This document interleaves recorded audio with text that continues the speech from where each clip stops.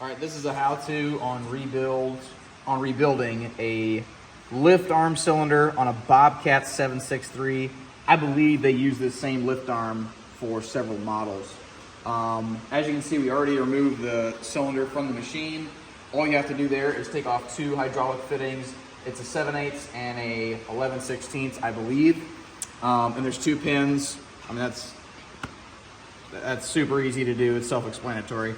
What we have done here is I just put a bar through the end of it, and you have to get a spanner wrench set that has these little round pieces on the end of it, so you can take the top of the cylinder off.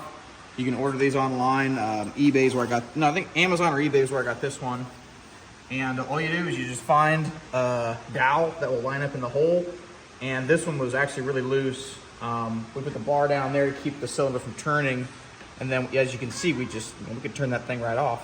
So we're gonna take this out, and then we'll get to the next step. Okay, so what we did is you take your spanner, you put the dowels inside the front here. You can see the hole right here and right here. Nothing to it. Put your bar in the end, you break this loose. This is the next step. And once you unthread this, you just take this out. After that, it's just gonna make a bit of a mess here. Just gonna pull this thing out.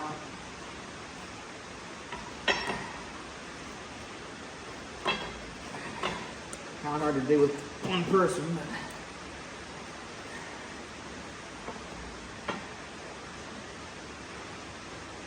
put your feet, stay on the end of that. There you go. Sometimes I like to do like a slide hammer, kind of just take it out of there.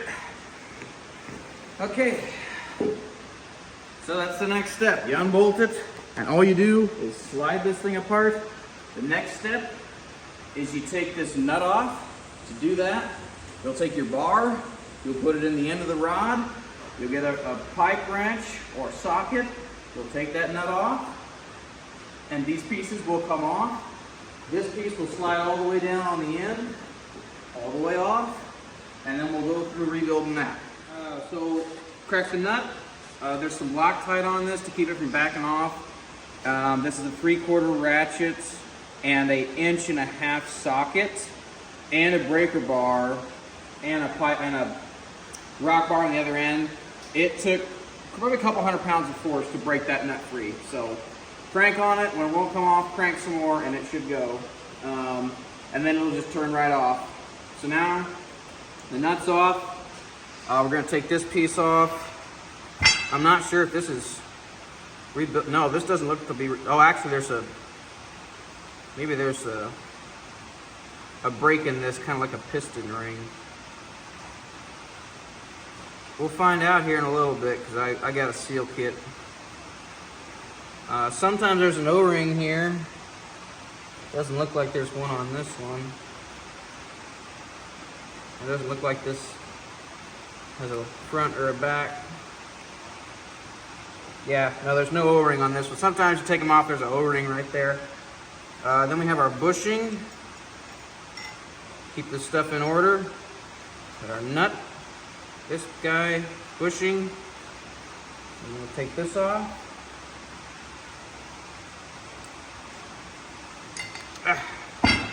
And that's it. You can see in here, my dust cap is completely gone. I mean, this is just crumbling junk.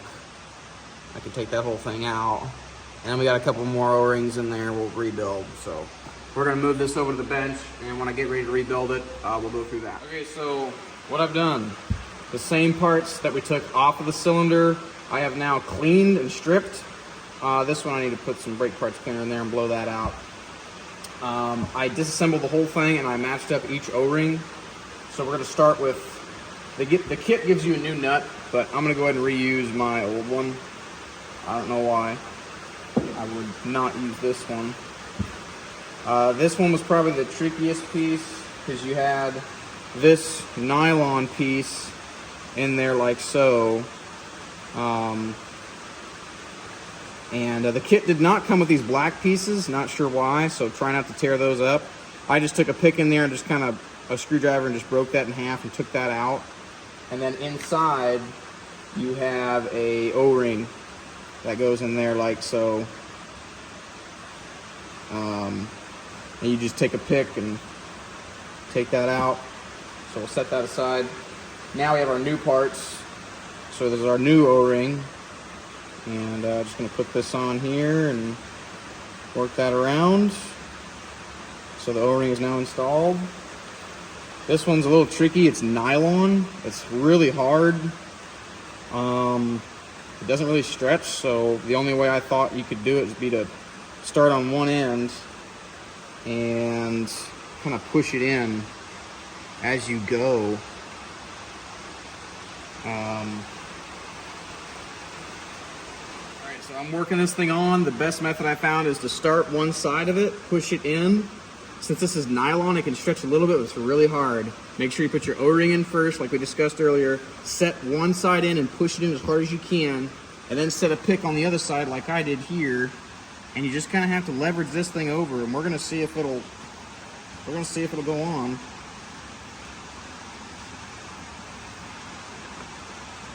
It's really tight. It's really tight. But it is going. So we got that right there. And I'm gonna keep working my pick around like that. I'm gonna work this other side here. Now it's rolled, so we don't want that. Okay.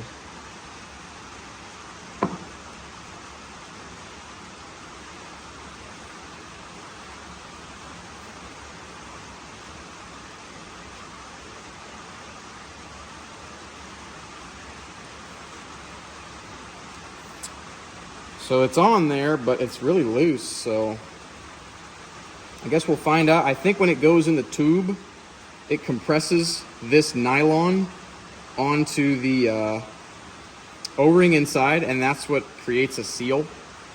So I think that's why it's sticking out a little bit. But that's the way I did it, and we're gonna give this a shot. I don't know how else you could have gotten that on there. These two black pieces, my kit did not come with these two pieces. It would have been a little easier because you have a little more space to play with, but like I said, the kit didn't come with it, and the kit's online. I saw it didn't have it, so we're gonna give this a try. All right, that's one piece assembled.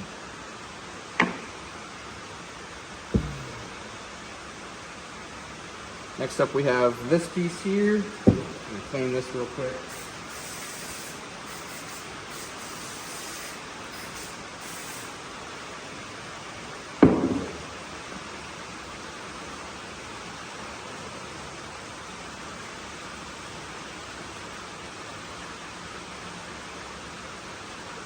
You really want to make sure you get down inside here, that lip. Just kind of take your rag and make sure that's really clean in there. Just kind of put it on your finger and go around that edge. A lot of gunk in there.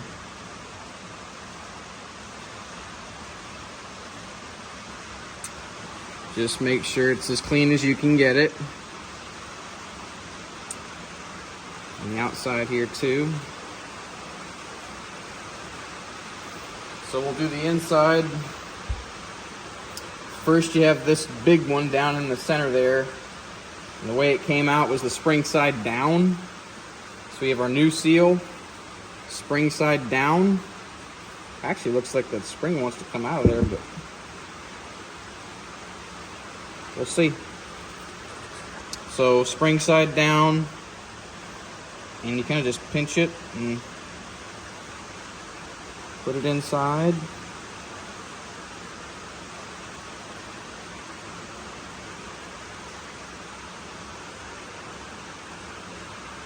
Take some force. You just have to start one side, then you kind of roll the rest in. But starting that first bit is kind of difficult.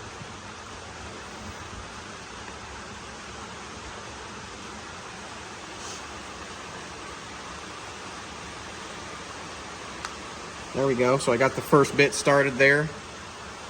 Down in there you can kind of see it, and I just hold that with your thumb and you force the rest of the seal in. Okay, so after a pretty good fight, best thing I did was I pinched it. I pinched the seal like this, and I kind of made something like this until I was able to slip one side in. And this seal kit I got, maybe it's not the highest quality. This was really tough to get in. I mean, you're just gonna have to take it, put in one side, and finagle it in. My spring kept popping out on the bottom side here, and what I did is I just took a pick or a screwdriver, just pushed the spring back in, and like I said, make sure the spring is facing down inside there. You're just gonna have to take your time and be patient with it. That's probably the toughest one. That's the inside one. Now we can take this guy, and you want to make sure that the ridge is facing out, so the flat side is tapered, goes in. This one's much easier. Just kind of roll it in there. Gotta seat it.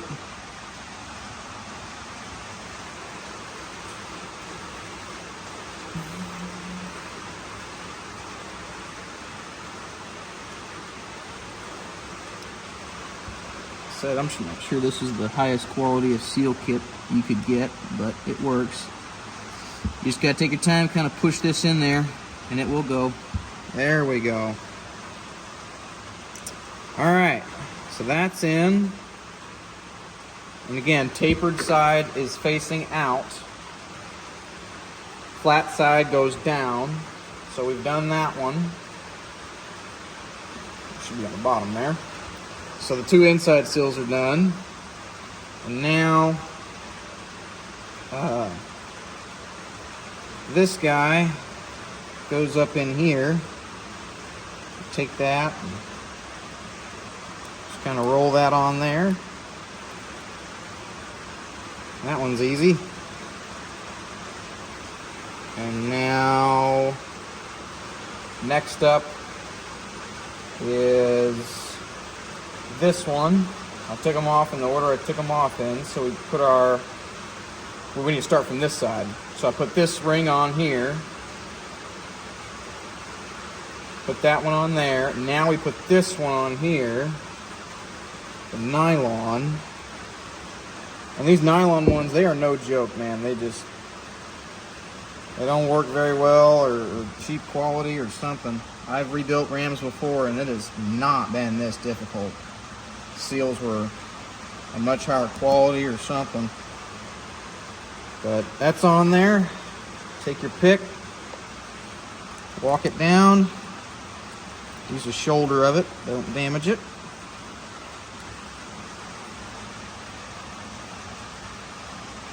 Okay, now trade this one out.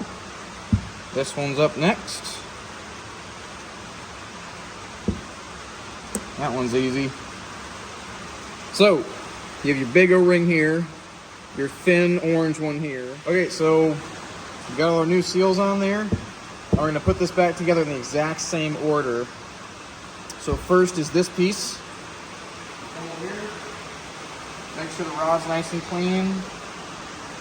And we're just gonna have to kind of work this seal on there gently. Actually, I'm gonna get a little bit of oil for that. Oil here, and gonna lube up this seal here a little bit, just to help with install. This nylon is really tight and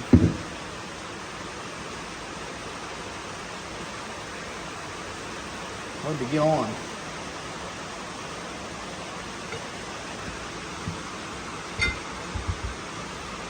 So tilt this up.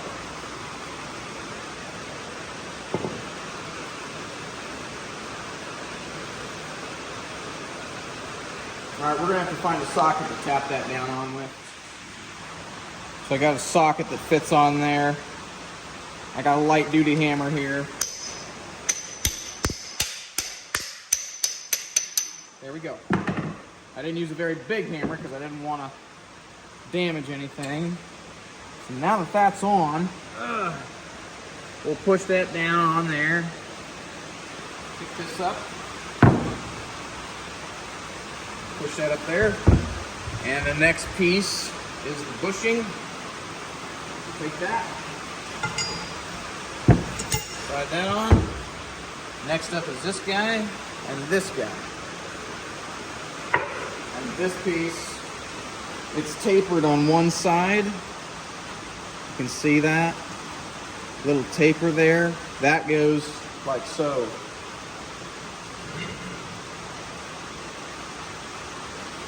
And then your nut, it's got a flat, well, both sides are flat, so it probably doesn't matter. Just put this on here, and at this point we're gonna have to set it back up on the ground and tighten it up. I'm gonna put a little bit of Loctite on there and we'll go from there. Okay, so we put our parts on, and we put this guy on, and we tighten this down. If I had to guess, I probably exerted 200 pounds or 150 pounds of torque to get that on there. I mean, I'm about 200 pounds plus this extension. So 150 pounds, something like that, 200 pounds. You can look it up if it's important to you. I've never torqued them. I just go till they're really tight, and then I tighten them a little more. Next step is to put this end in that tube. So we're gonna set that up, and I'll try and show you how that's done. All right, so my recommendation is to get something to hold this canister here, put it on the ground. There's a grease cert on the bottom. Make sure you take the grease cert off or else you'll bust it. You're gonna need to take your cylinder, put some oil on it like I did. Anything you got will do. Have one person hold this here, and then we just kind of work this down in there.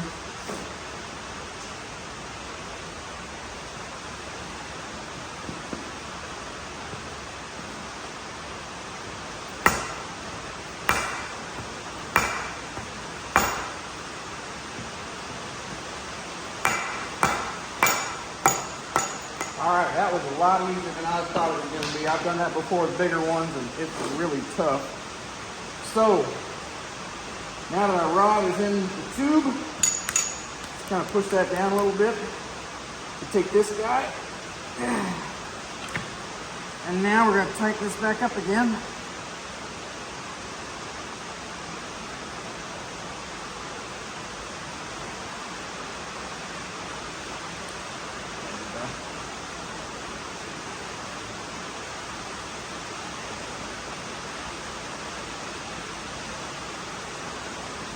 Is it going or not?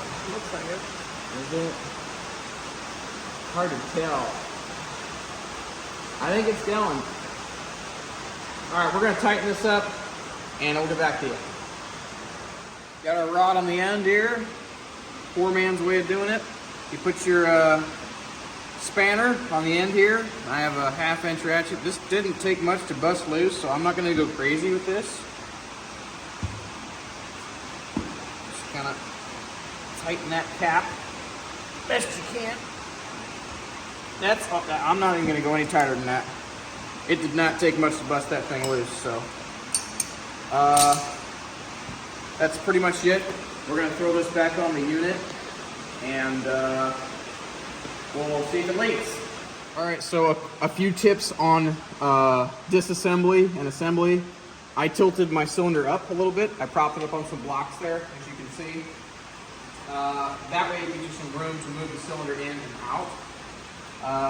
And it has to be low enough to get your wrench in to get this one fitting on this hydraulic cylinder.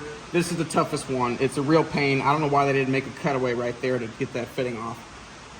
In this pin right here, take your bolt out, and you go around to the other side of the machine. And if you take the coolant reservoir out, you reach your hand right in there, and you can see that pin, maybe from this angle here. Right there. Right. Oh gosh. Right there. And you can put take the weight off of it, have someone hold it, and then put your finger in there and just push it out. And then you can retrieve it from the other side. Also, while the cylinder is out, make sure your grease certs are good and make sure they're in the proper position for reassembly. That way your grease gun can actually get in there. This one's really tough and this one is not as bad. But just make sure you get your grease cert in an angle where you can hit it with the grease gun. And that's it. We're gonna fire it up and we'll see if this thing leaks. Go ahead and go up.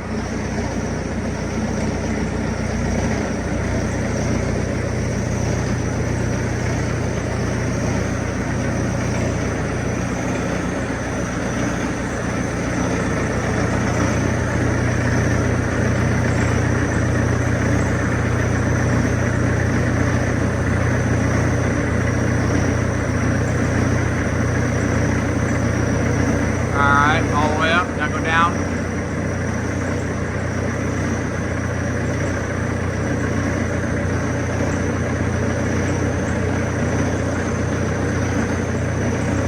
Go faster.